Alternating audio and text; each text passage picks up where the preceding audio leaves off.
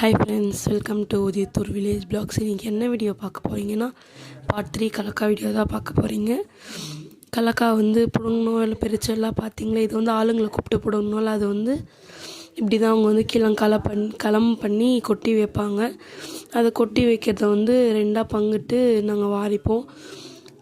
இந்த சைடை பங்கிட்டு விட்டுறது வந்து அவங்களுக்கு, இது வந்து எங்களுக்கு வாரிட்டுருக்காங்க பார்த்தீங்களா, அது வந்து எங்களுக்கு வாரிட்டு அதுக்கப்புறமா சரின்னு வீட்டுக்கு எல்லாம் எடுத்துகிட்டு வந்துட்டு பார்த்தா வெயிலே காயவே இல்லை.